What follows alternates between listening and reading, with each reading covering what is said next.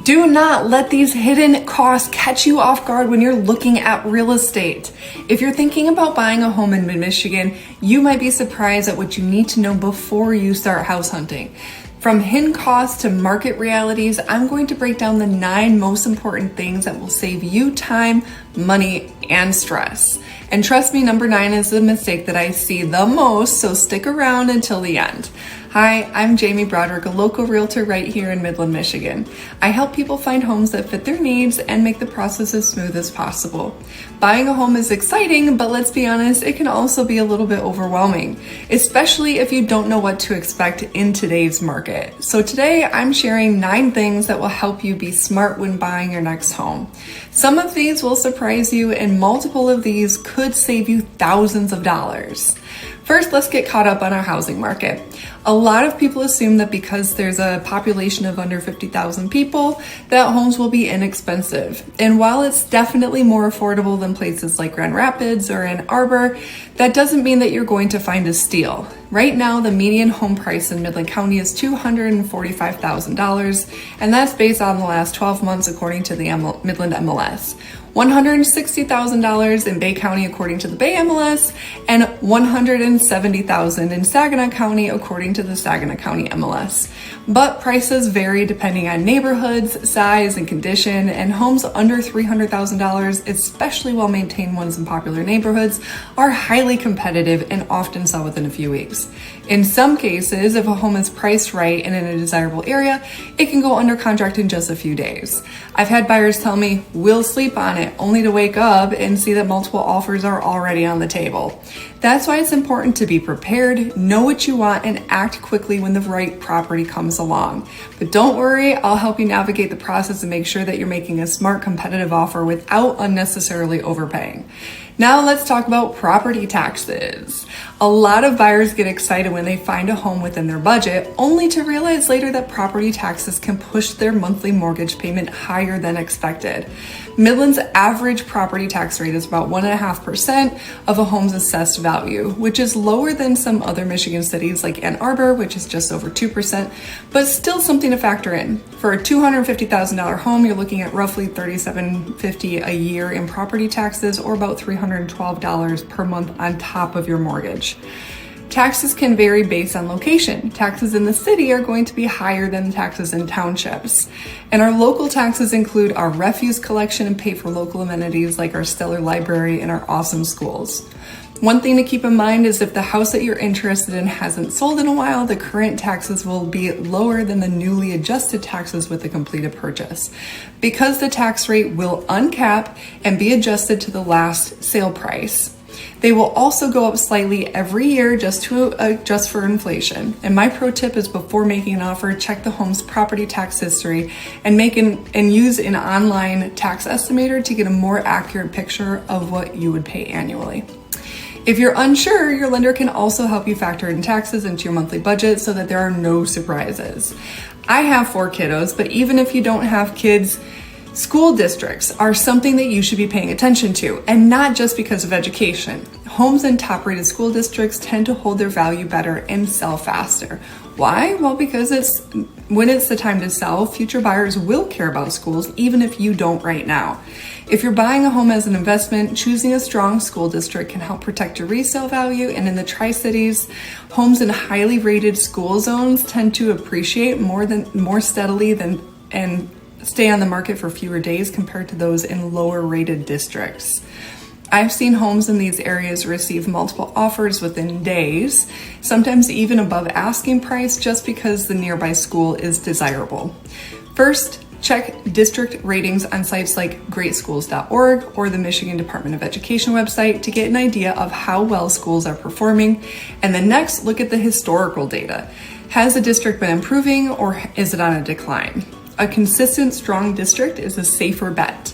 And third, make sure that when you're evaluating how long you plan to live in your new home and what kind of life changes you plan to make in that home. If you plan to live in the home for years, a strong school district can make selling easier and more profitable when it when that time comes. And you'll likely also want to see if you are in a school of choice district and inquire about transportation options. I recently had a homeowner tell me that the buses didn't come to their house because they were within a specified distance to the school, and that the school didn't offer busing, but it was too far and crossed too many busy roads for their elementary school kids to travel every morning. So if resale value and long-term profitability are part of your home buying decision, don't overlook this factor. It's one of the most underestimated ways to maximize your home's future value. And now there's something a lot of buyers don't expect, that the seasonality is a big difference.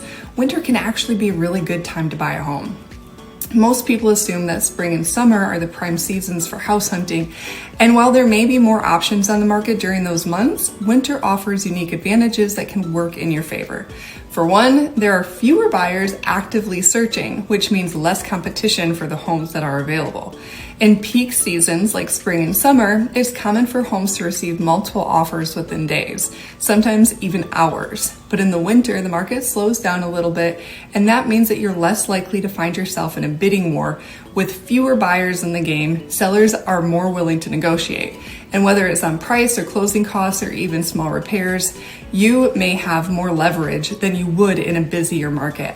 Another benefit is that sellers listing in the winter tend to be more motivated. Maybe they need to relocate for work, or maybe they've already bought something and they don't want to carry two mortgages, but whatever the reason, they're often looking for a serious buyer who can move quickly. And that puts you in a great position to strike a deal that works in your favor. And here's something that most people don't think about. Touring a home in the winter gives you an advantage that summer buyers don't have. You'll get to see exactly how well the home handles cold weather. Is the heating system working efficiently? Are there noticeable drafts coming in from the windows? Does the roof have ice dams or signs of past damage? These are all things that might not be as obvious in warmer months, but can make a huge difference when you move in. In the spring thaw, it's helpful because we get to easily see if there's any water infiltration in the foundation or the roof. So if you're flexible on timing and you want to maximize your buying power, winter could be the perfect season to find a home. You'll face less competition and have a better shot at negotiating, and get a clearer picture of how well the house will hold up through Midland's coldest months. One thing that Michigan homebuyers need to be aware of is that what the ground consists of. So for example, the entire reason why Midland is on the map is because we were built on a low altitude bromine swamp, and the bromine was harvested. That means that we have a lot of clay, which means that some homes are more prone to foundation shifting and drainage problems, especially in older homes. This is one of the reasons why a thorough home inspection is important. Buyers and their agents can look for signs of past water damage, including stains on basement walls or musty odors and bowing and cracking walls. Another critical factor to check before buying a home is whether or not it's prone to flooding or even in a flood zone.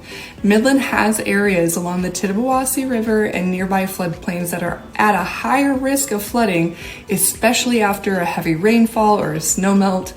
And if the home is in a designated flood zone, you may be required to carry flood insurance, which you don't want it to be an unexpected expense. Flood insurance costs varies, and annual premiums range from like a few hundred to sometimes several $1,000s, depending on the risk level. And if you're financing your home, your lender will require this coverage. So before making an offer, check the FEMA flood maps to see if the property falls in a high risk area. And check the seller's disclosure to inquire about past flooding history. If the home has been affected by floods before, it's important to understand the extent of damage and any mitigation measures that have been taken.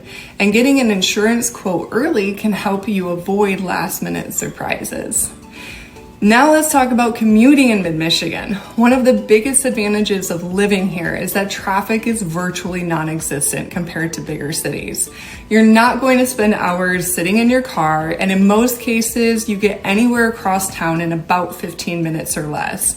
And because of this, location can be more flexible, meaning that you don't have to stress about being super close to work or schools or shopping centers. And if you enjoy an active lifestyle, you'll love how pedestrian-friendly Midland is. The city has a great network of trails, sidewalks, and bike lanes, making it easy to get around without a car. A big decision buyers have to make is whether or not to go with new construction or an older traditional home. New builds come with modern layouts and energy efficient features like very little maintenance required, and they are move-in ready and often come with home warranties, which can give buyers peace of mind. However, they can also come with smaller lots and fewer mature trees, which means less privacy and landscaping compared to older homes. On the other hand, older homes tend to have more character and larger yards, but they might need renovations or updates. And if you're considering an older home, be on the lookout for potential higher maintenance costs, especially if the roof is nearing its end of life or if electrical or plumbing needs to be updated. It really comes down to your personal preference, and if you love the charm of an old historic home like I do, you'll want to be able to factor in potential upkeep costs. If you'd rather have a low maintenance new construction home, then a new build might be the better choice for you. And when it comes to making an offer, price isn't always the most important factor. I've seen buyers win in competitive situations by being strategic with their terms. That means that there are multiple different things to consider, like being flexible with closing dates or larger earnest money deposits, maybe being different with your inspection contingency or your financing terms. There are over 10 different ways to be competitive in your offer, and every small advantage can help you stand out in a competitive market. And finally, the biggest mistake that I see buyers make is falling in love with just one house. I totally get it. You find the home that feels perfect and suddenly you're picturing yourself living there. But in a fast-moving market, you have to keep your options open. If you put all your hopes on one house and it doesn't work out, it can be a huge disappointment. And that's why I always recommend making the most competitive offer that you can on the one that you love and being prepared if it doesn't come to fruition. Make a list of what's important to you and stay flexible. That way, if your first choice doesn't work out, your realtor can show you other properties that could also make sense for you. The home buying process should be exciting, but not stressful. So keep an open mind and trust the process, and you'll find the right home at the right time. All right, that's it for today. Now you have a better understanding of the local market, how property taxes play into a mortgage, and the importance of making a winning offer. Buying a home is a big step, but with the right knowledge and strategy, you'll be set up for success. And if you're looking to explore mid-Michigan, maybe even the perfect home in this amazing community, I would love to help. My number is right here on the screen, and whether you want to call, text, or email, I'm always happy to chat. And if you found this information helpful, don't forget to hit the like button and subscribe so more people can discover everything Midland has to offer. And thanks for watching, and I'll see you next time.